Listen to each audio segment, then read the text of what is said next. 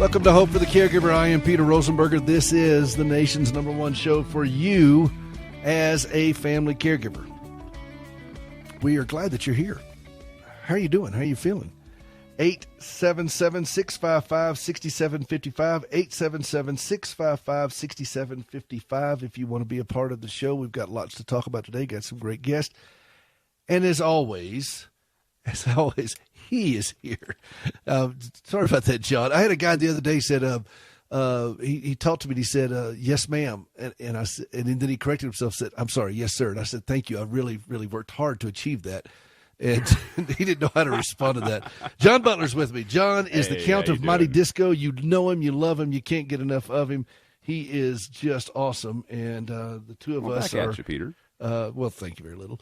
And the two of us have we've worked at this for a long time and are committed to bringing a powerful message to family caregivers that, you know what, you are important. You are critical. You are worth spending the time for, to help and to strengthen and encourage along the way. And if you're not in a good space, how's everything else around you gonna reflect that? I mean, what's going to happen with your wallet, with your job, with your heart, with your body, with your relationships, all of those things.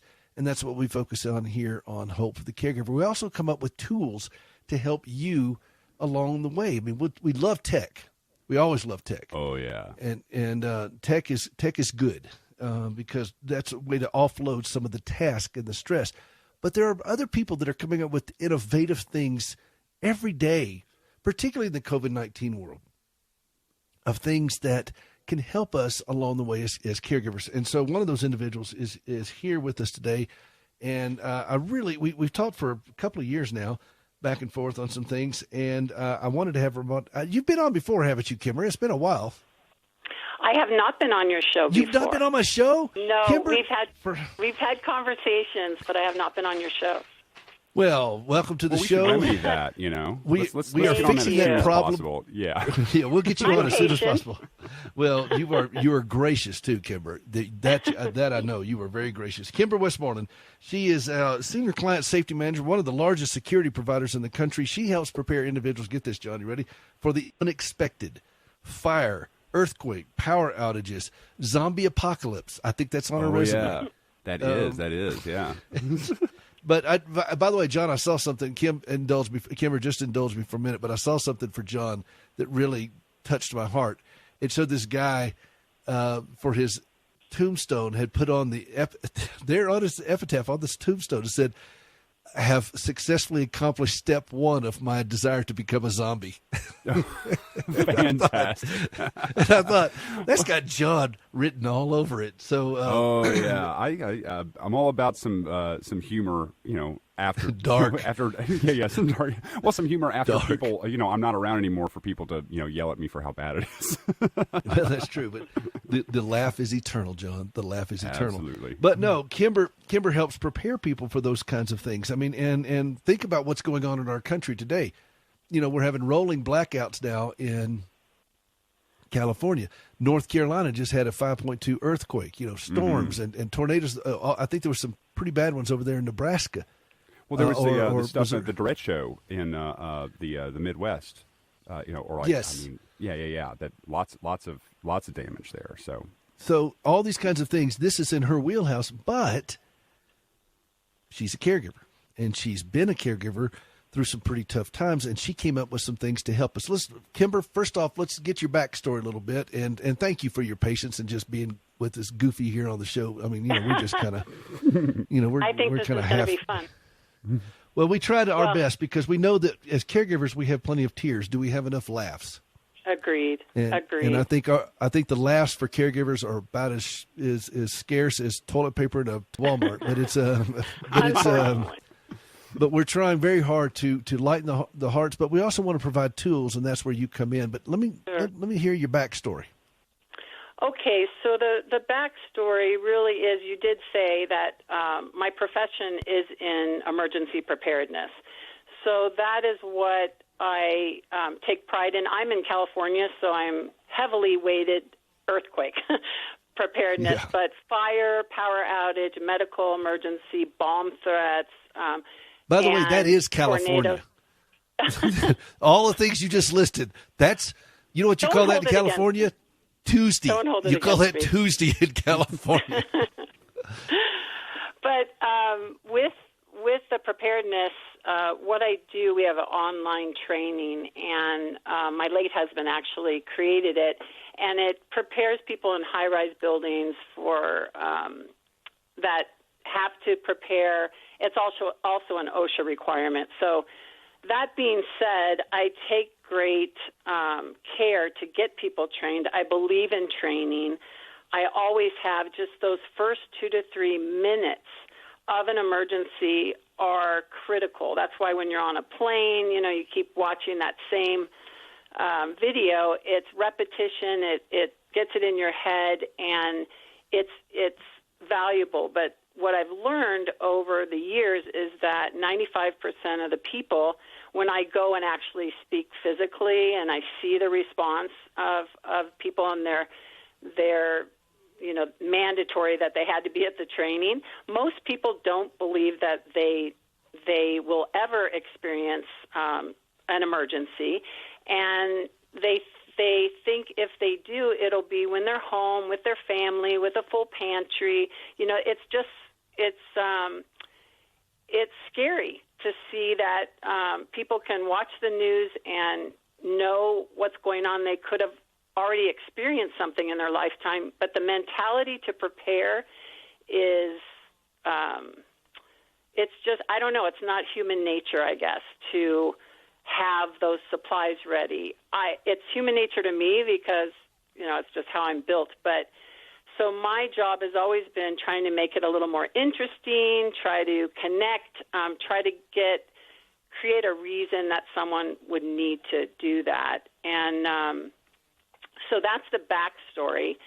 But what really hit me just right in the face when I had 3 events happen in 3 months' time. I had my father, who already had a heart condition, collapse and was in severe trouble and in the hospital. My mom, about 2 weeks later, fell, 87 years old, fell and broke her top 2 vertebrae of her neck, and of course was in another hospital. And then my mother-in-law, the mother to my late husband, so I had, very much,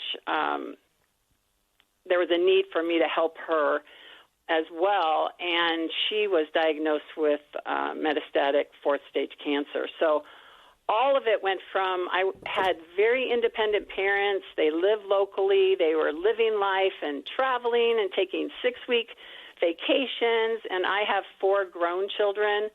I have 2 grandchildren, and I didn't have the grandchildren at the time, but when this all happened, my whole world turned upside down, of course, and there was the trauma to the family and the trauma that went on to me personally because I was at the top of the food chain.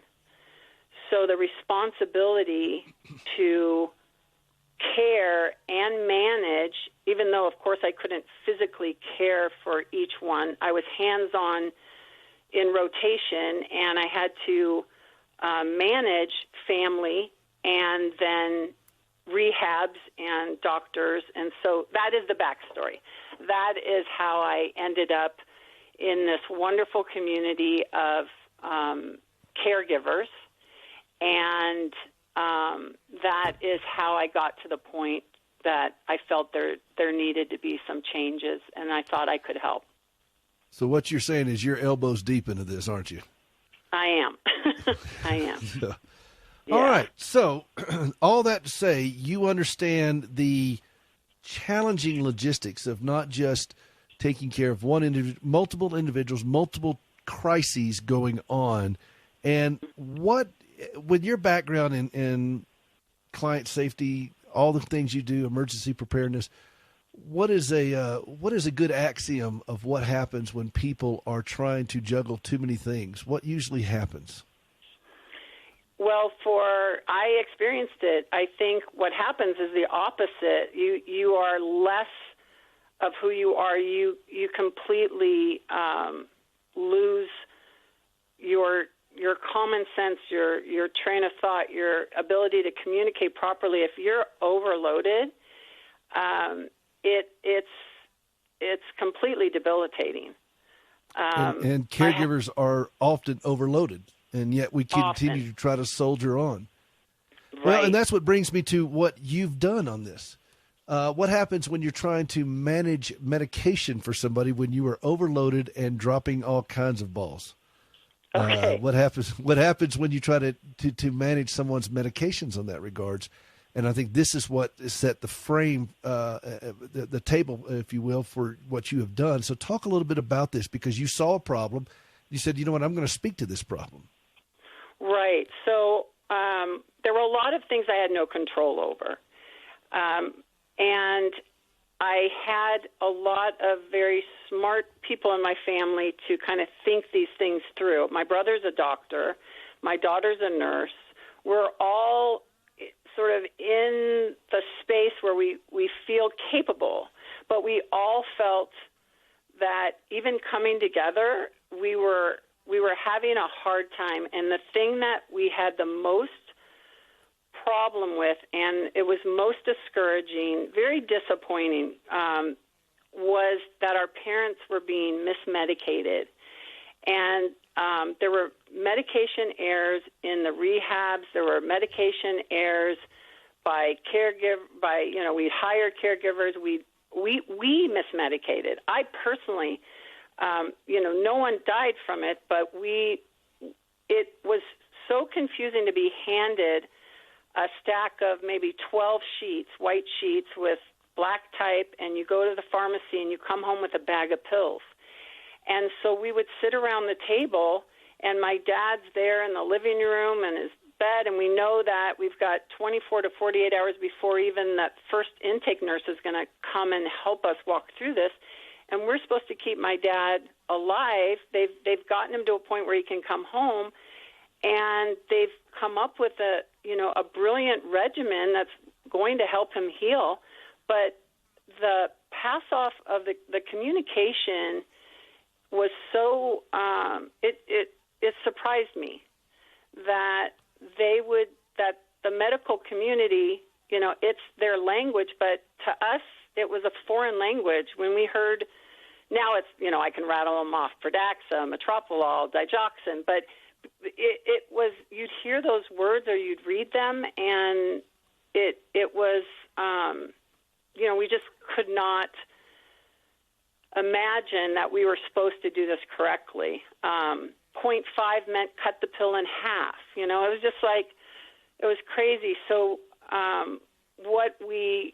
I know a lot of your listeners have probably managed by their own ways. I've seen so many creative ways: Excel sheets, color-coded, all different cards, and some people just take the bag of pills to their doctor. But what we learned is that we needed to see the pill. One white pill looked very similar to the other pill that we looked up on, our techie apps, and we just couldn't tell. Is that music saying something? I'll watch it. I'll watch the clock. That just lets us know that we're coming up on a break. And so I'll tell you what, why don't we just hold that thought?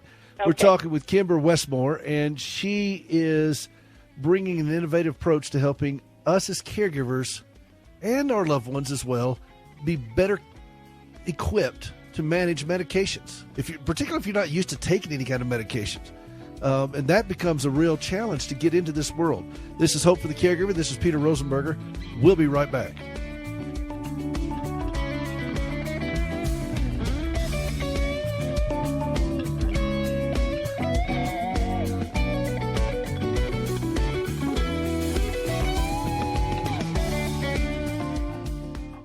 Have you ever struggled to trust God when lousy things happen to you? I'm Gracie Rosenberger, and in 1983, I experienced a horrific car accident leading to 80 surgeries and both legs amputated. I questioned why God allowed something so brutal to happen to me. But over time, my questions changed, and I discovered courage to trust God. That understanding, along with an appreciation for quality prosthetic limbs, led me to establish Standing with Hope. For more than a dozen years, we've been working with the government of Ghana and West Africa, equipping and training local workers to build and maintain quality prosthetic limbs for their own people. On a regular basis, we purchase and ship equipment and supplies. And with the help of inmates in a Tennessee prison, we also recycle parts from donated limbs. All of this is to point others to Christ, the source of my hope and strength. Please visit standingwithhope.com to learn more and participate in lifting others up. That's standingwithhope.com. I'm Gracie, and I am Standing with Hope.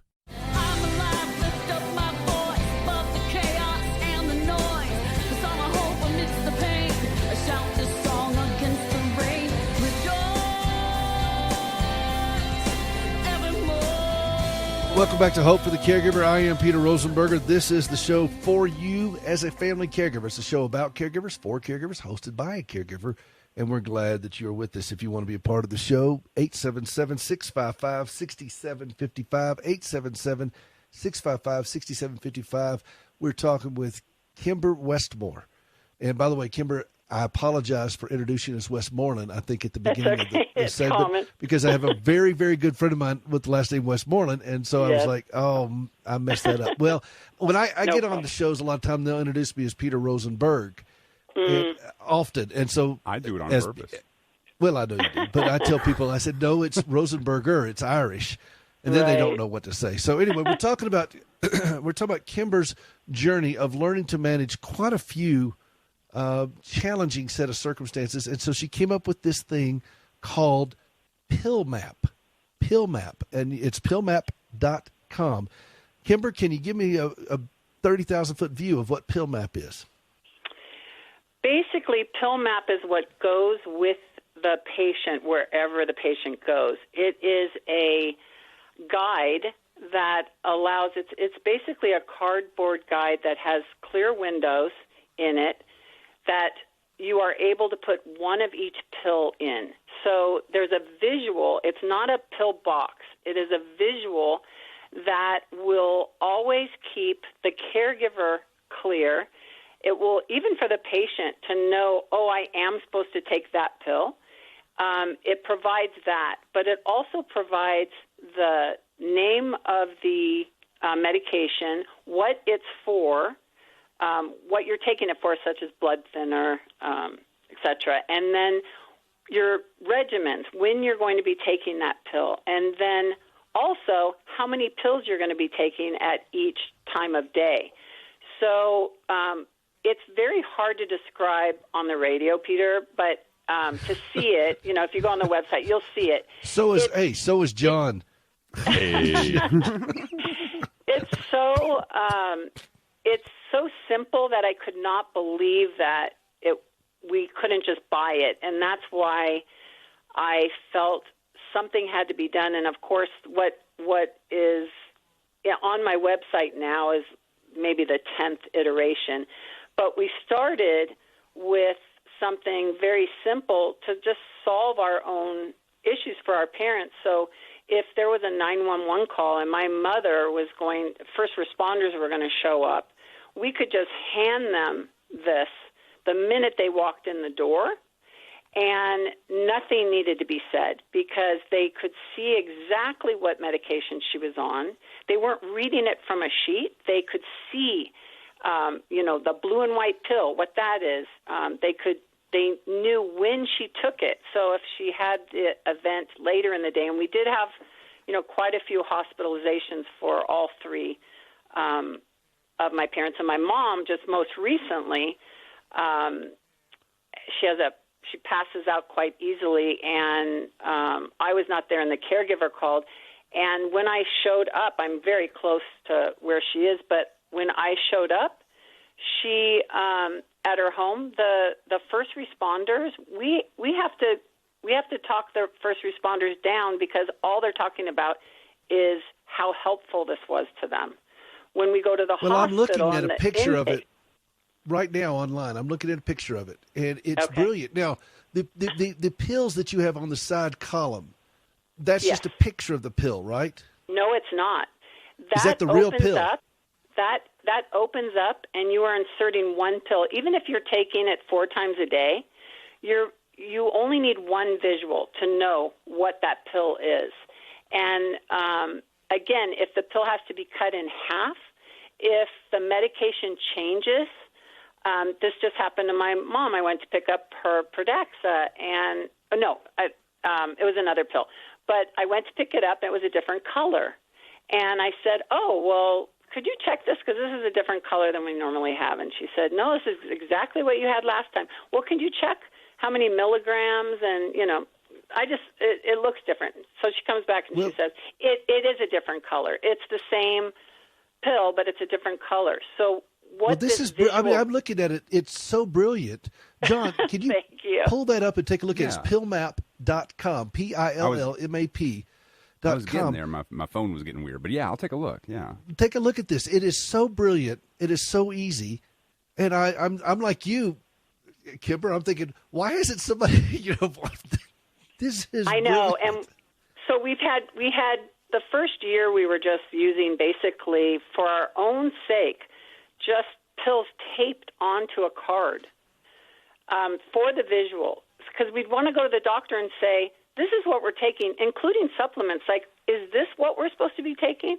When we went to the pharmacy to get a new prescription, this is what we're taking. Does this collide with any of these other medications that she's taking? So it just communicates exactly what you want communicated with regards to medications. On the back, we added all the information, insurance, emergency contact, allergies. It's so if the person could not speak for themselves, and we found a lot of spouses are buying it for their spouses who are actually quite healthy, but the problem is if you had to speak for your spouse and your spouse took, say, 6-7 pills, and they took them every day, you were never bothered by it, they're handling their pills, you're handling your pills, but things happen, emergencies happen, and who's going to speak for your husband? You're going to be the person that's going to have to talk to that first responder. Will you have that information readily available? You might be able to scrounge it up, but those first, back to my, training and emergency training, those first 3-4 minutes are critical. Yeah. My mom had AFib, so she was on all kinds of blood thinners, and when she broke her neck, it was imperative that they knew, first responders, and when we got to the hospital, that they were going to have to wait 3 days to do anything because of the amount of blood thinners she was on.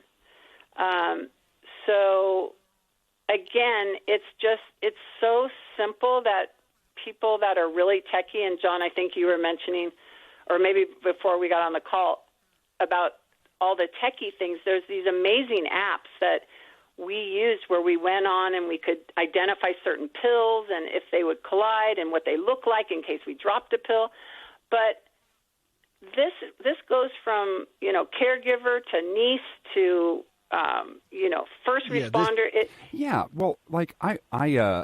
I was a Boy Scout for a really long time as a kid, and John's an Eagle Scout, and my brothers.